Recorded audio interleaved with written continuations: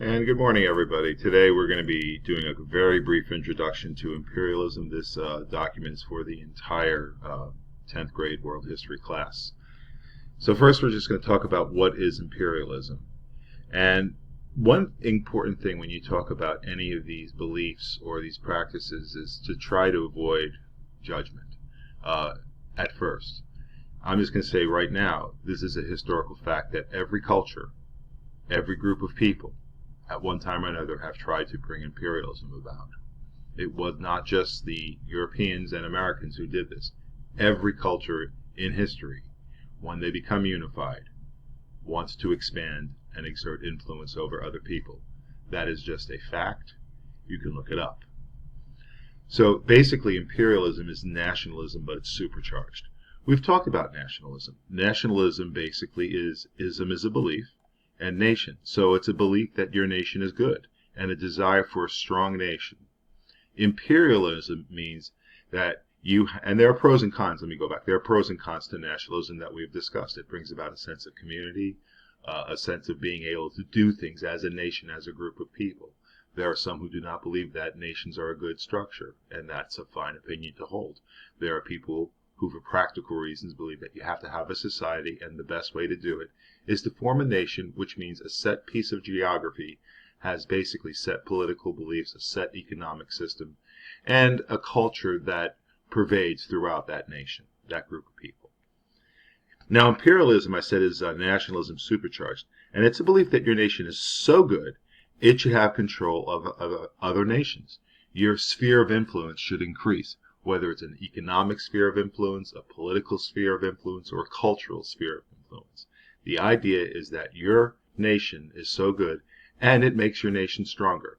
So imperialism requires nationalism, and it's basically nationalism really, really strong, and an aggressive nationalism. There are four basic factors of nationalism. The first is economic, for imperialism, I should say.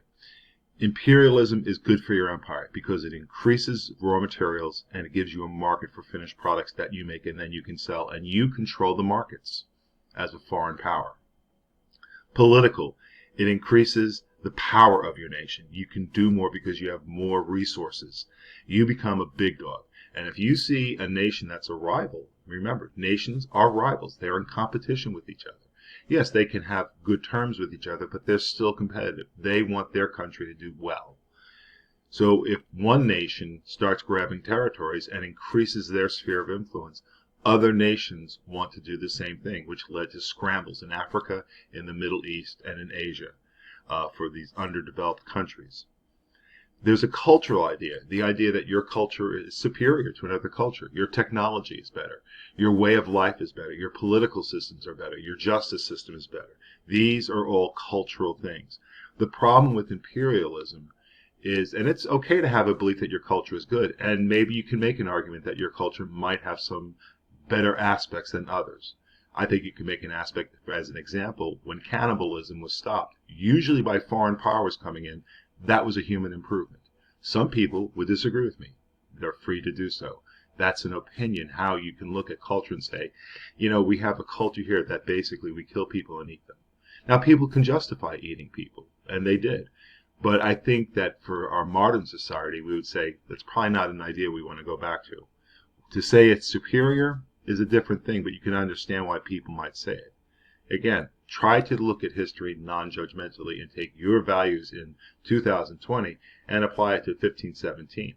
But look and see, how does it apply to today? When you apply history, how does it apply today? And understand that the actions of others did have impact. But the cultural idea is part of it, and a lot of times that's dealt on race.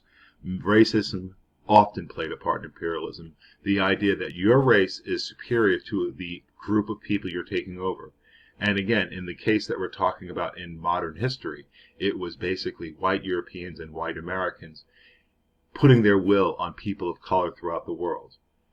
Remember, every group of people have tried to build empires. Every group of people. And they use race and culture as a big part. Our language is better, our religion is better, our way of life is better. This is not reserved to only one color of skin. It's a human condition, the idea to have authority over other people. Imperialism obviously had many negative effects, but there were some gains in the imperialism of the 19th and early 20th century. Standards of living did improve for many indigenous people. They lived longer. They had more food. They had access to better goods that could improve their life. There were trade-offs. Technology improved life, and medical advancements were brought to these areas. There also, though, was diminishing of a culture. Again, the idea of being almost occupied, being under the control of somebody else. That's a very horrible feeling, being under, not having a sense of that you have freedom. You may have all the rights in the world, but if someone can always exercise their authority, there's that sense that you don't have freedom. And it's kind of like in it being, changing from a teen to an adult. Your parents might be wonderful, but they still have authority over you. And sometimes, right or wrong, that causes resentments between both the parent and the child. Think of imperialism as the same idea. The parent thinks they're right, and the other nation is treated like a child. And that's not a comfortable situation, nor is it desirable for the person being treated like a child. So we can leave with this, that imperialism did happen. It had a lot of negative effects. It was based on political, economic, and social, cultural issues. Race was indeed a factor. But the other thing is, again, try to remember, every group of people, every group basically has had a shot at imperialism. They all wanted it. They all tried for it. Every major culture has done this. Every major nation has done that. And it transcends. It's a part of the human experience that people sometimes want to exert control over other. And how does that jive with one of the major themes of this course of life, liberty, and the pursuit of property, or liberty, equality, and brotherhood?